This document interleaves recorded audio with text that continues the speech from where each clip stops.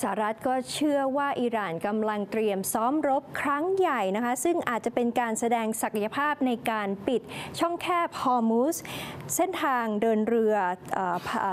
ของพลังงานที่สำคัญของโลกค่ะนาวาเอกวิลเลียมเบิร์นหัวหน้าโฆษกของศูนย์บัญชาการกลางสหรัฐเปิดเผยว่าคาดว่ากองกำลังพิทักษ์ปฏิวัติของอิหร่านหรือว่า IRGC จะเริ่มปฏิบัติการซ้อมรบทางทะเลครั้งใหญ่ในอ่าวเปอร์เซียภายในอีก2 วันข้างหน้า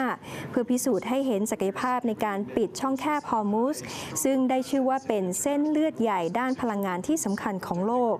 สหรัฐได้จับตาการเคลื่อนไหวของอิหร่านอย่างใกล้ชิดและพบว่ามีการใช้ปฏิบัติการทางทะเลเพิ่มขึ้นเรื่อยๆในอ่าวอาระเบียช่องแคบฮอร์มุซและอ่าวโอมานและสหรัฐก็จะทำงานอย่างใกล้ชิดกับชาติพันธมิตรเพื่อรับประกันในเรื่องของเสรีภาพในการเดินเรือและการค้าเสรีในน่านน้ำระหว่างประเทศ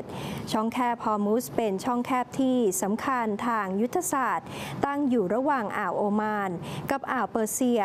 ซึ่งสำนักงานข้อมูลสารสนเทศด้านพลังงานของสหรัฐหรือ EIA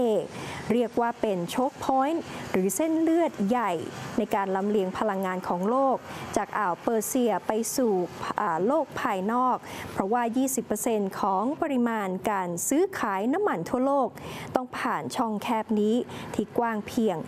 34 กิโลเมตรในขณะที่สหรัฐก็มองว่ายังไม่มีสัญญาณที่เป็นปฏิปักษ์มาจากอิหร่านนะคะแต่การแสดงแสนยานุภาพของ IRGC ก็สร้างความวิตกให้หน่วยข่าวกรองสหรัฐด้วย3เหตุประการด้วยกันค่ะ 1. การซ้อมรบก็มีขึ้นในช่วงที่ IRGC ทำสงครามน้ำลายยั่วยุสหรัฐมากขึ้นเรื่อยๆในช่วงไม่กี่วันมานี้